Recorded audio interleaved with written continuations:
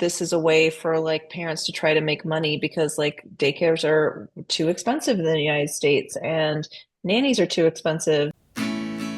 Welcome to the Healthy Screen Habits Podcast. I'm Hillary Wilkinson. Whether you're starting your parenting journey with a newborn or looking to connect with your teen on technology, let's learn some new healthy screen habits together.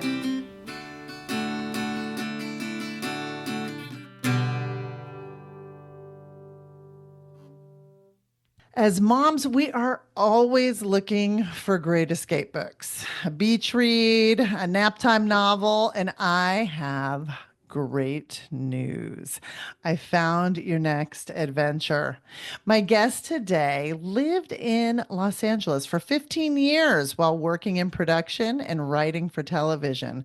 And lucky for all of us, she has turned her efforts towards book writing, and I am one of the lucky ones who got a pre-release copy of her new novel, Follow Me. It's a great thriller set in Mom-Fluencer culture. It's already been optioned by Amazon MGM Studios and is currently in production as a feature film. Welcome to Healthy Screen Habits, Elizabeth Rose Quinn. Thank you so much for having me. I'm so excited to be here. From the moment I picked up Follow Me, I could tell I was reading the voice of someone who's in it, someone who's in the trenches of parenting. We've got all these voices and personalities of social media coming at us. And am I vibing this right? Like, where are you in your momming journey? You are vibing that extremely correctly. I have a 6-year-old and a 2-year-old. So I feel like I can see the end of utter chaos, but it's still a ways in the horizon. I'm loving also the fact that social media and influencer culture has been part of cultural norm long enough that people are now not just seeing through it, but they're kind of having some like they're like poking fun at it, like you do.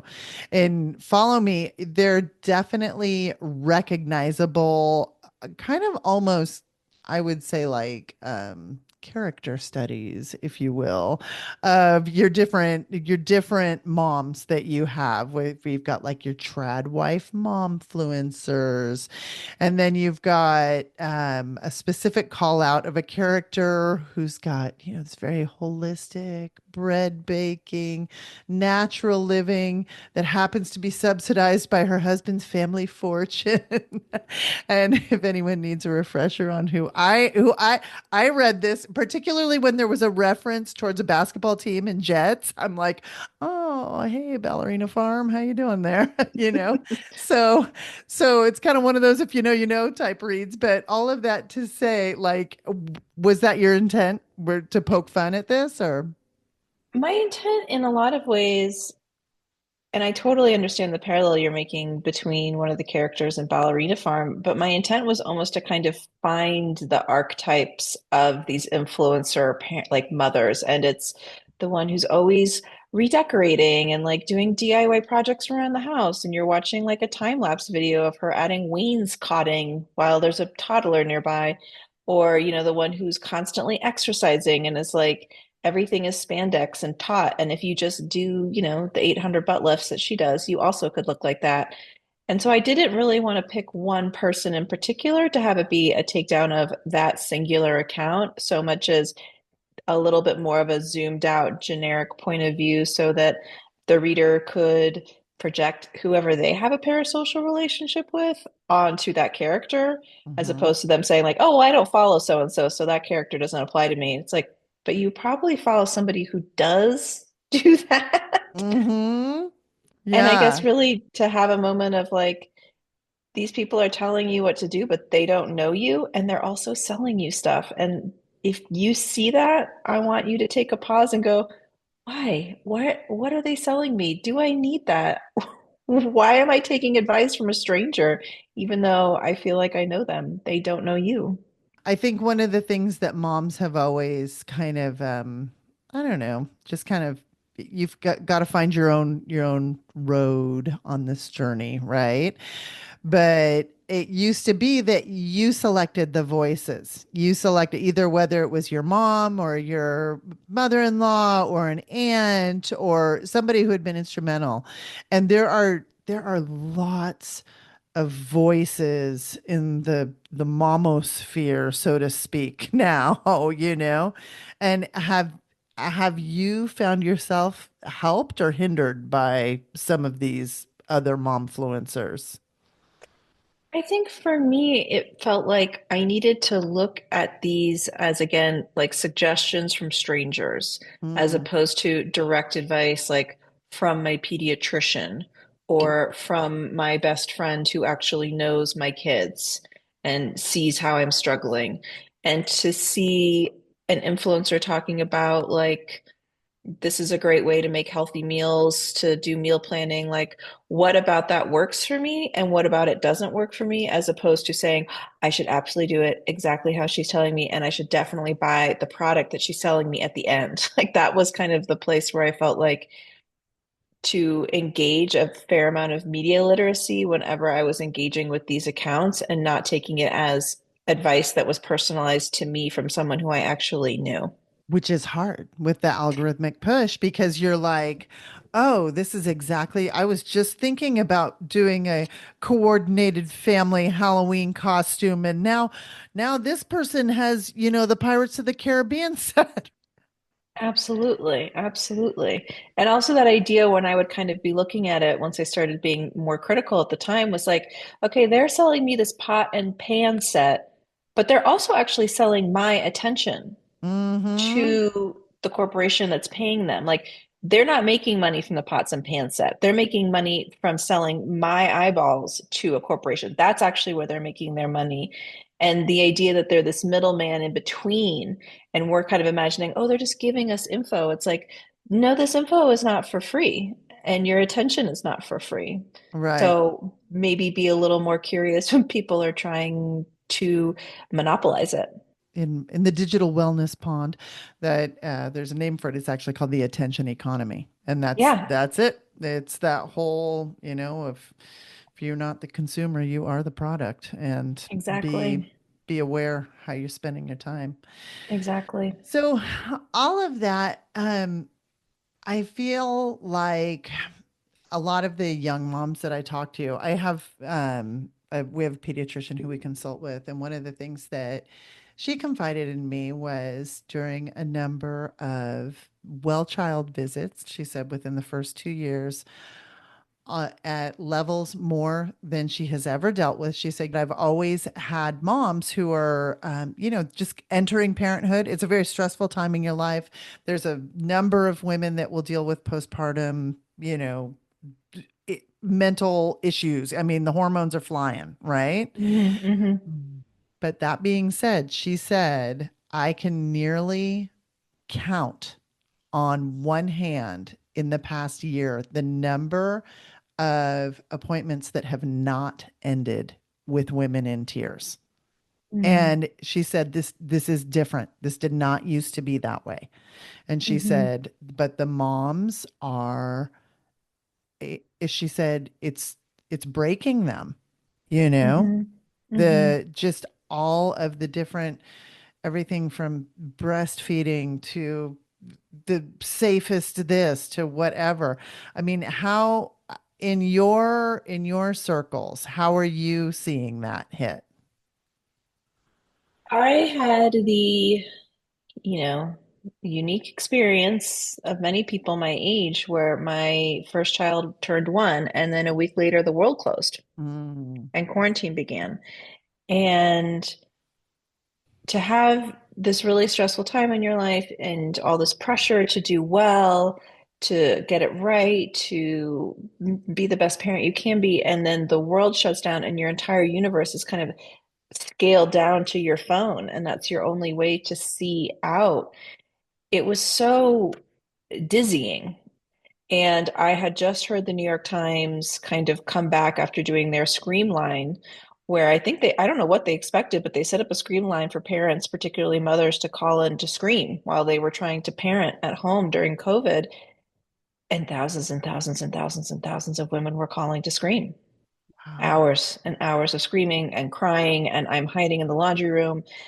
And I feel like it was this confluence of events of these expectations, like you have all the information in the universe, so there's no reason to not do it perfectly.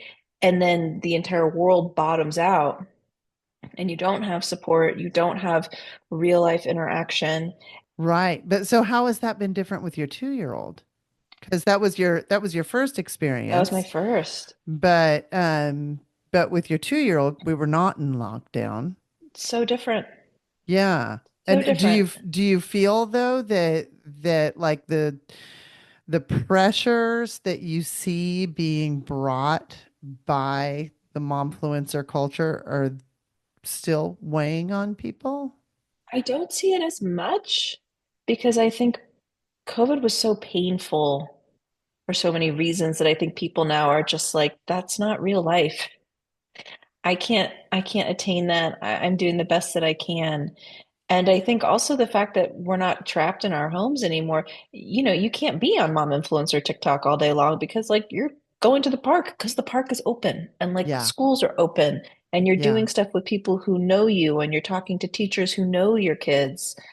And even if you are still on those Momfluencer, TikTok, whatever universe, you have all this like real life interaction to kind of balance it out. And before you really didn't during COVID.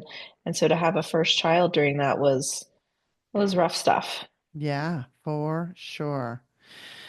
So we have to take a quick break, but when we come back, let's get into more sort of like influencer culture and your new book, Follow Me. Did you know anyone in a U.S. state, territory, or tribe who needs suicide or mental health related crisis support, or who has a loved one in crisis, can connect with a trained counselor by calling or texting 988? 988 is the easy to remember number that reaches what is commonly referred to as the Lifeline, a network of more than 200 state and local call centers funded by the U.S. Department of Health and Human Services. Formerly known as the National Suicide Prevention Lifeline, the full name has changed to the 988 Suicide and Crisis Lifeline. 988. It's the 911 for mental health. I'm speaking with Elizabeth Rose Quinn, author of Follow Me, a thriller that is equal parts page turning and humorous. I had laugh out loud moments reading this. And as the story starts, after her twin sister, Kiara, goes missing at a Momfluencer weekend, Adrian sets out to find her no matter what it takes. And that includes infiltrating the same influencer retreat as the last thing that Adrian wants to be, which is this Insta mommy. The setting is in this remote ranch in Northern California, and it is set up and to be, it's like whatever the next holiday is coming. So it's very curated and it's very staged. And it's like sort of cult adjacent. They've got this charismatic leader. They've got communal crafting. There's fixed smiles and a lot of dead eyes. So I don't know, it made me laugh. And maybe that, I don't know if that what that exposes about me, but it's so so good. You guys will love it. Get it in your lineup for your summer read. It's awesome. Elizabeth, I feel like most of us are still building awareness around this fallacy of perfect family that you were talking about Mm, like before the break when you're talking about COVID. And it's so hmm this fallacy of perfect family that we see pictured on social medias, and maybe like no one story brought this better to light than Ruby Frank. For anyone who needs a quick catch up, Ruby Frank was a family vlogger who ran the now defunct YouTube channel 8 Passengers. And in 2023, she was arrested and subsequently convicted of 4 counts of aggravated child abuse and is currently incarcerated. So, did the story of Ruby Frank factor into any of your writing, or like what how did that did that play out any way for you or? I was not aware of Ruby Frank, actually. Oh, I'm a Ruby Frank novice. And but what I will say is I did hear about those kind of first generation kids from YouTube families turning 18 and starting to speak out and saying, my childhood was completely inauthentic. There was no moment mm, for me to just exist. Everything was about the content, and my actual childhood or my feelings were secondary to getting the shot. And mm-hmm, I think a lot about that and about the way that parents were using their children as like props for content and making money and all these different things, but without the children's consent mm-hmm. and And no how much compensation. and no That's, compensation. yeah, no, we've only just started seeing legislation getting passed for child compensation of monetized content. Yeah, and I, I'm the age where I remember when Macaulay Culkin was like, I'm divorcing my parents, and learning about like the Mickey Rooney law, I think is what it is about like child stars and having their parents not be able to spend all the money, and working in Hollywood and working on shows where they were child actors and parents really loving the kind of adjacent stardom that they got. And I'm looking at these kids and they are miserable. But you see, this was were you living in LA at that time? Yes. Because you lived in LA for 15 years, Yeah. right? And so I'm Yeah. working on shows. And then, so now the idea that Mm-hmm. people are like, oh, but it's different because it's YouTube. It's like, it's really not. No. Yeah, It's, no, I can remember having these same conversations back in the day where people were, to use your words, using their children as props for content and using their images and their reactions. And you hear about some parents even like quitting their jobs to work on their family brand, so to speak. I remember talking to other moms and saying, gosh, if only there were a case study where we knew how children thrust into early levels of celebrity turn out. How could we find out how this ends? When you look at most children celebrities, I mean, the end result is, unless it has been very carefully managed, the end result is not great, right? and a lot of the times the child, actors who have turned out well, one of the things they credit was I had one parent who was like a full-time manager to protect me, and then my Mm-hmm. other parent maintained their career. So if Mm-hmm. any time I wanted to quit, the family wasn't going to be destroyed. Yeah. And but when your entire childhood becomes the content, Yeah. and I think there's a way that, and I talk about this in the book, this way that we're all kind of pushed to become brands now.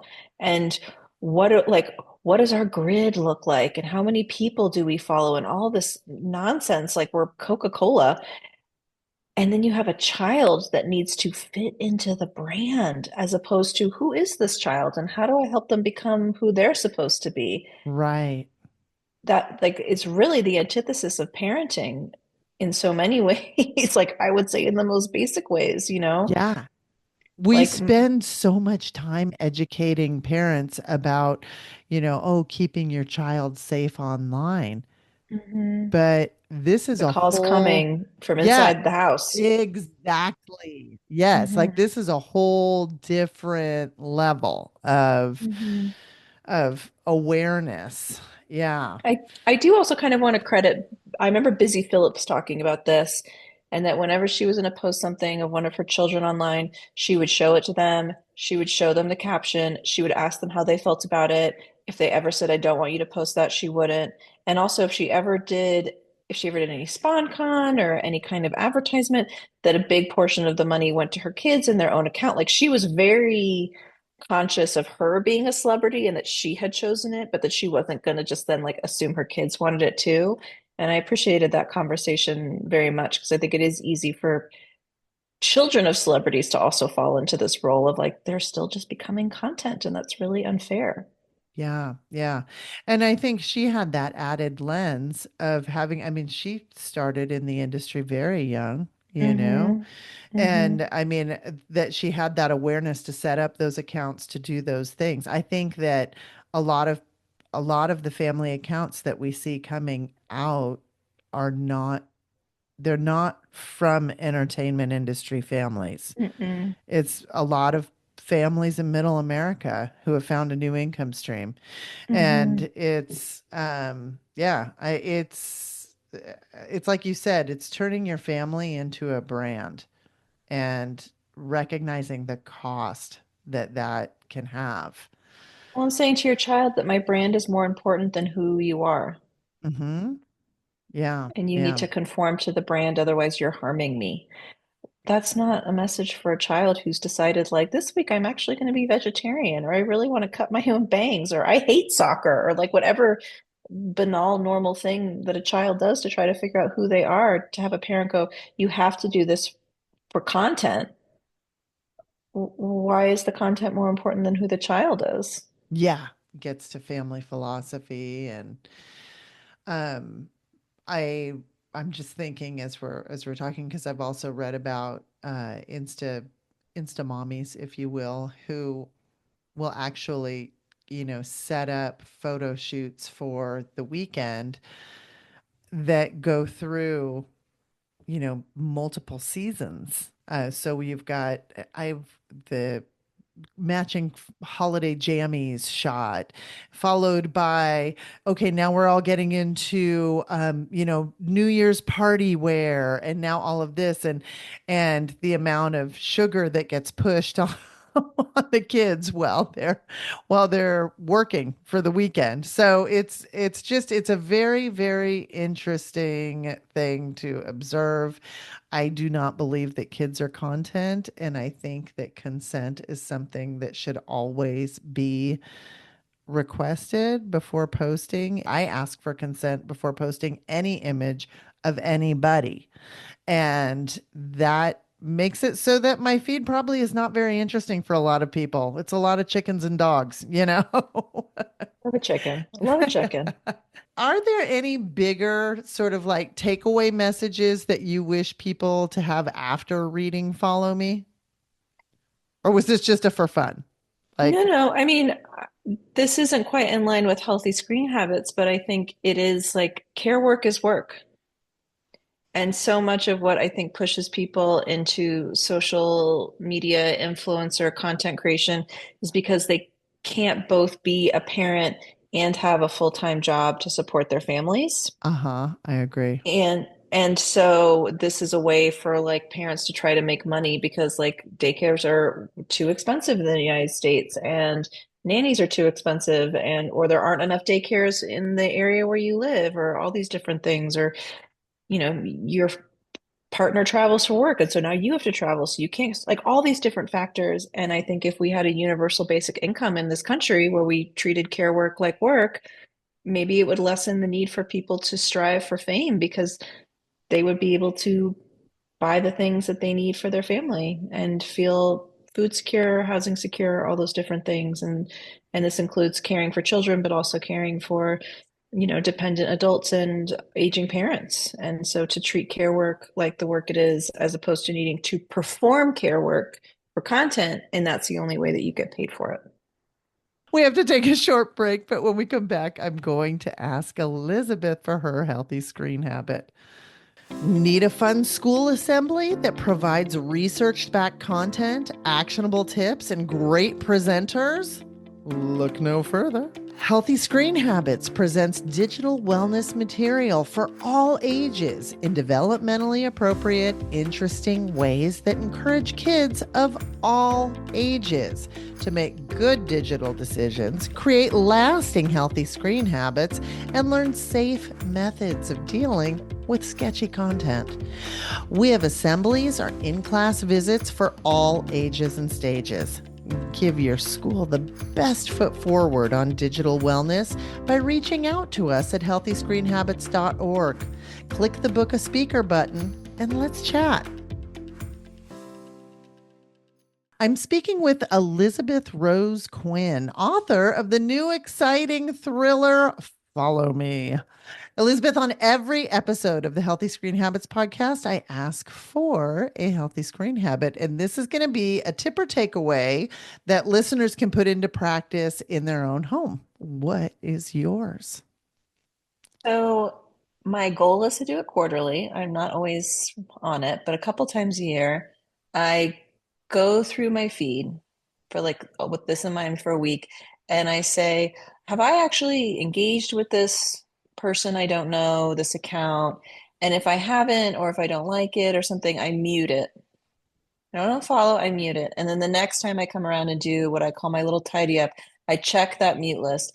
And if that account has not occurred to me once, if I haven't searched them out to see what they've been up to, I unfollow. And it's just a way to keep my count of who I'm following and what voices I'm allowing into my eyes and face and ears at a minimum. And I have it be more intentional. I don't strike up a conversation with every single person in the grocery store. So why am I listening to every single person on this feed if I don't actually listen to them and they're just something for me to swipe past?